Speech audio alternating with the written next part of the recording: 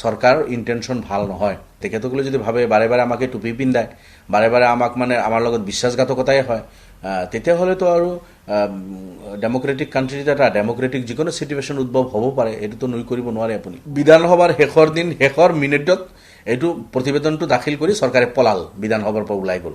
চাওক, জনজাতিকৰণৰ দীৰ্ঘদিনীয়া দাবী, 6 জনগোষ্ঠীৰ দীৰ্ঘদিনীয়া দাবী যে তেখেতসকলক জনজাতিৰ মৰ্যাদা দিব লাগে।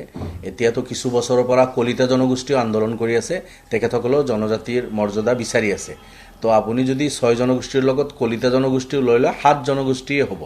কিন্তু আমি দেখিলোঁ মন্ত্ৰীগোটৰ যিটো প্ৰতিবেদন, হয়তো 6 জনগোষ্ঠীলৈ প্ৰতিবেদন দিছে, কিন্তু কি প্ৰতিবেদন দিলে ইয়াৰ ওপৰত কোনো ডিছকাশ্যন নাই। বিধানসভাৰ শেষৰ দিন শেষৰ মিনিটত এইটো প্ৰতিবেদনটো দাখিল কৰি চৰকাৰে পলাল, বিধানসভাৰ পৰা ওলাই গ'ল।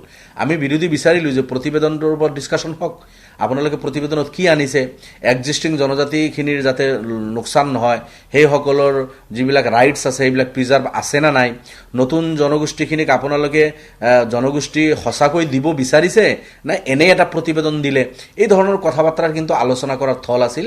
কিন্তু চৰকাৰে আলোচনাৰ পৰা পলালে। লাষ্টৰ দিন লাষ্টৰ মিনিটত তেখেতসকলে প্ৰতিবেদনটো দি ওলাই গ'ল। মই ভাবোঁ এইটোৰ দি সমস্যা সমাধান নহয়। তাৰমানে ইয়াৰ দ্বাৰা চৰকাৰৰ ইণ্টেনশ্যনটো বুজা যায়, চৰকাৰৰ ইণ্টেনশ্যন ভাল নহয়। অলৰেডি যিখিনি জনগোষ্ঠী আছে, জনজাতি আছে, তেখেতসকলে শংকাত ভুগি আছে যে আমাৰ অধিকাৰ কোনোবা কাঢ়ি ল'ব নেকি। এইটো স্বাভাৱিক কথা। এক্সিষ্টিং জনজাতিসকলে শংকাত ভোগা স্বাভাৱিক কথা। তেখেতসকলৰ ৰিজাৰ্ভেশ্যন, তেখেতসকলৰ অধিকাৰ সেইখিনি সুৰক্ষিত থাকিব নে নাই সেই লৈ তেখেতসকলে চিন্তিত। আনফালে 6 জনগোষ্ঠীৰ দীৰ্ঘদিনীয়া বছৰৰ যিটো দাবী, বা 7 জনগোষ্ঠী কলিতা লৈ তেখেতসকলৰ যিটো দীৰ্ঘদিনীয়া দাবী, এখেতসকলক দিম বুলি কংগ্ৰেছে কিমান বছৰ ৰেজুলেশ্যন লৈ পঠালে, নিদিলে। বিজেপিও যোৱা 10 বছৰত বহুতবাৰ প্ৰতিশ্ৰুতি দিলে, আহি 10 বছৰ কাৰ্যকালৰ লাষ্ট বছৰৰ সন্ধিয়া এতিয়া বেলি মাৰ যাব, সেই সময়ত আনি জাষ্ট প্ৰতিবেদনটো ছাবমিট কৰি পলাই গুচি গ'ল। ইয়াৰ দ্বাৰা বুজা যায় যে 6 জনগোষ্ঠীকো জনজাতিকৰণ দিয়াৰ আন্তৰিকতাৰে এই সমস্যাটো সমাধান কৰাৰ কথা এই চৰকাৰে বিচৰা নাই, যিটো অসমৰ কাৰণে সাংঘাতিক ক্ষতি। আৰু এইটো মই ভাবোঁ ইয়াৰ ফল ভুগিব লাগিব ইলেকশ্যনত। নুই কৰিব নোৱাৰে। এতিয়া 6 জনগোষ্ঠীৰ দীৰ্ঘদিনীয়া দাবী তেখেতসকলে দাবী কৰি আছে। তেখেতসকলে যদি ভাবে বাৰে বাৰে আমাকে টুপি পিন্ধায়, বাৰে বাৰে আমাক আমাৰ লগত বিশ্বাসঘাতকতাই হয়, তেতিয়াহ'লেতো আৰু ডেম'ক্ৰেটিক কাণ্ট্ৰিত এটা ডেম'ক্ৰেটিক যিকোনো চিটুৱেশ্যন উদ্ভৱ হ'ব পাৰে, এইটোতো নুই কৰিব নোৱাৰে আপুনি।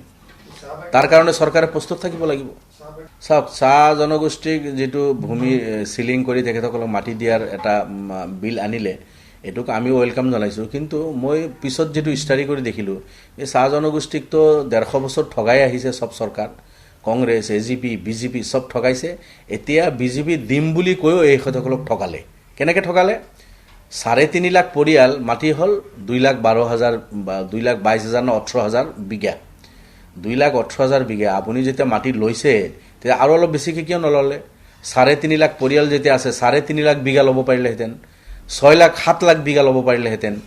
এটা পৰিয়ালক 2 বিঘা কৰি, এটা পৰিয়ালত 6 জন 7 জন 8 জন কৰি পৰিয়ালৰ সদস্য আছে, 1 কটা 2 কটা মাটি দিব। এই 150 বছৰ পিছত 1 কটা 2 কটা মাটি দিয়ে নেকি? লেণ্ড পলিচি হিচাপে অসমতো কমচে কম এটা পৰিয়ালক 7 বিঘা কৰি মাটি দিব লাগে। এই ক্ষুদ্ৰ চাহ খেতিয়কসকলক বা চাহ মজদুৰসকলক আজি যদি 7 বিঘা কৰি মাটি দি দিলেহেঁতেন, এখেতসকলে বন্ধুৱা মজদুৰ হৈ থাকিব নাথাকিলেহেঁতেন, এখেতসকলে চাহ বাগানৰ মালিক হ'ব পাৰিলেহেঁতেন।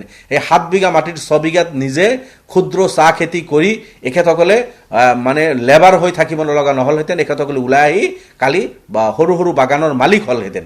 তেনেকুৱা কৰিব পাৰিলেহেঁতেন চৰকাৰে।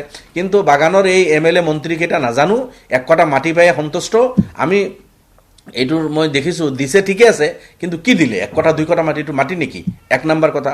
দ্বিতীয়তে, চাহ বাগানত আপোনাৰ তাতে জোলহা কমিউনিটি আছে, আপোনালোকে জানে মুছলমান। গোটেই অসম মিলি মাত্ৰ 1.5 লাখ 2 লাখ মান পপুলেশ্যন আছে।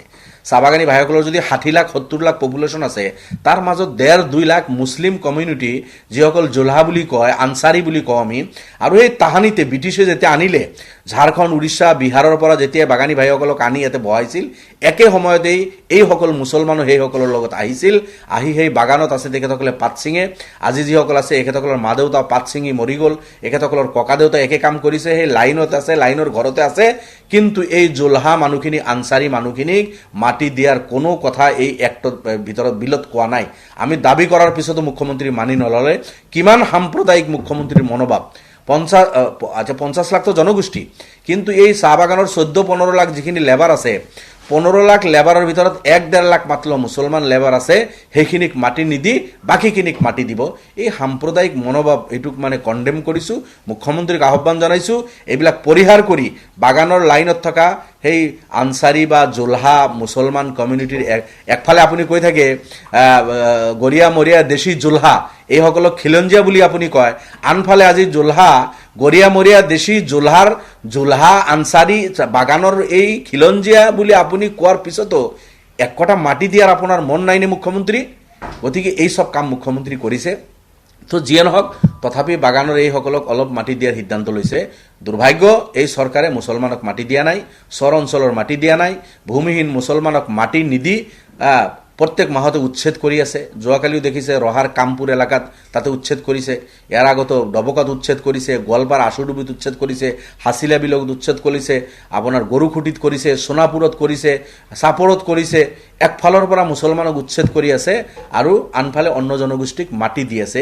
এইটো বৈষম্য নীতি বন্ধ হ'ব লাগে আৰু সকলো শ্ৰেণীৰ লেণ্ডলেছ মানুহ, অসমত বসবাস কৰা চব লেণ্ডলেছ মানুহ, হিন্দু হওক মুছলমান হওক, চবকে মাটি দিব লাগে, এইটোৱে দাবী।